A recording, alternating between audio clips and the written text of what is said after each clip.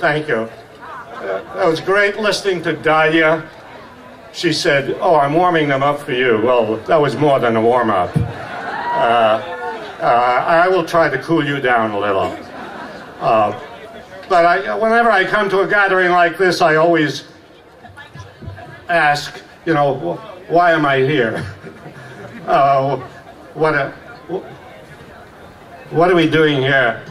And I guess I think, you know, I think we're here because we want to say to our fellow countrymen and to people all over the world that this government does not speak for us. The government does not act for us.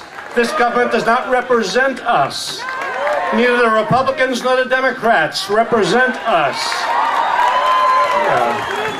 Congress does not represent us. The Supreme Court does not represent us. We are on our own, as we always have been, as people always have been throughout history.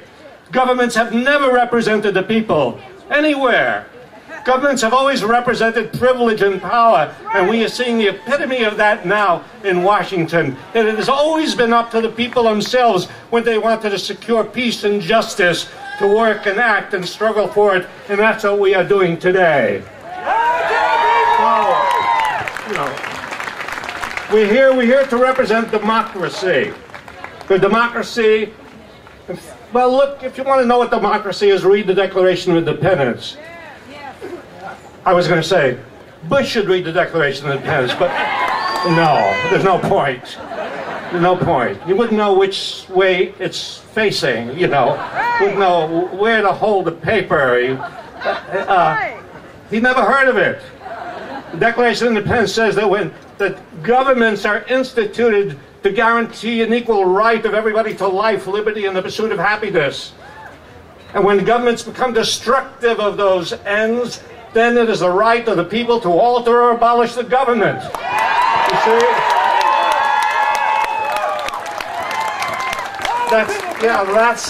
That's our founding document of democratic philosophy. And we need to pay attention to that because this government has violated every human right we can think of. It's violated the most fundamental right of people all over the world, certainly people in Iraq, and certainly people in this country who've been sent over there, the right to life. It has violated the right to life of people there and here, and violated the most fundamental human rights.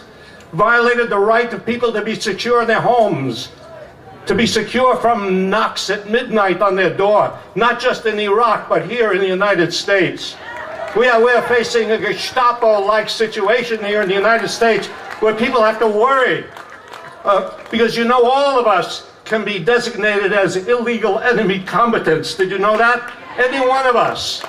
You know, I expect somebody to show up any minute. Really. You are all illegal enemy, and once you are designated that way, you can be picked up and put away, and nobody will hear from you again. That's the kind of situation we face.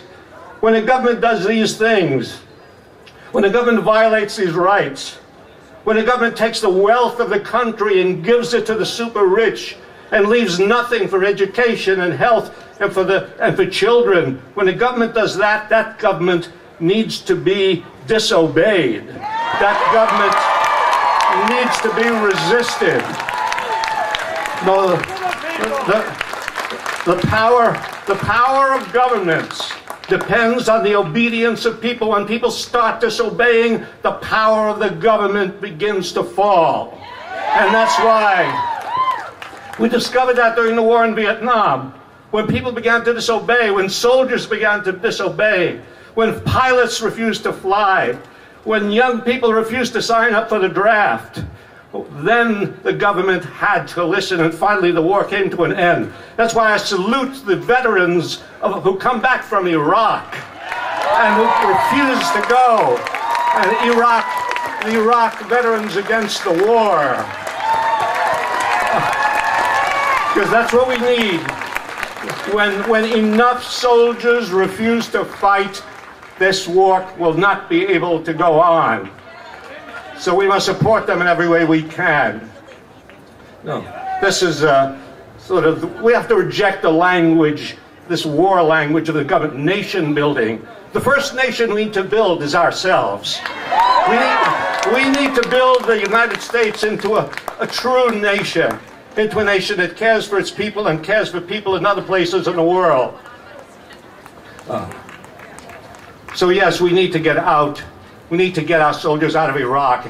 You know, and as Dahlia said, no timetables, none of this nonsense that these Democratic leaders have been talking about, 6 months, a year. And, you know, that's ridiculous. Every day that the soldiers are in Iraq, more people die. The civil war that's going on in Iraq is a direct result of our occupation.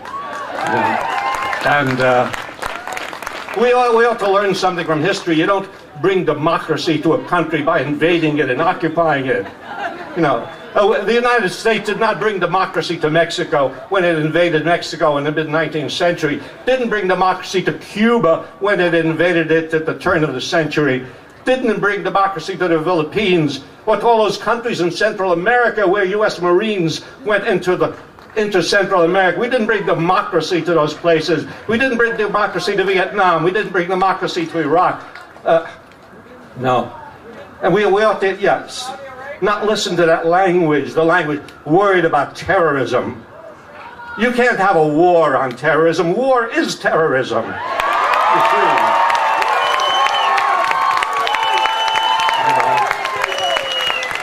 So the Democrats, these pusillanimous, I always wanted to use that word, these pusillanimous Democrats, because if I said cowardly, you know, that would be an insult, but I'll say pusillanimous. Pusillanimous Democrats don't want to speak out boldly against the war. They don't want to be called weak on defense.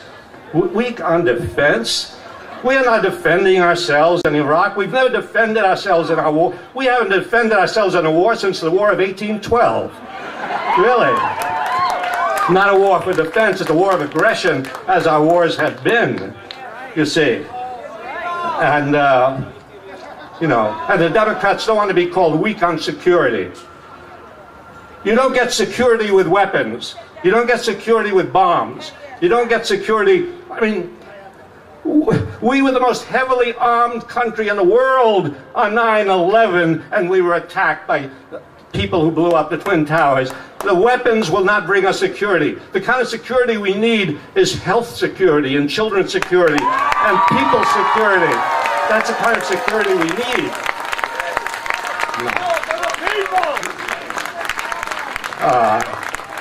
So, just consider this.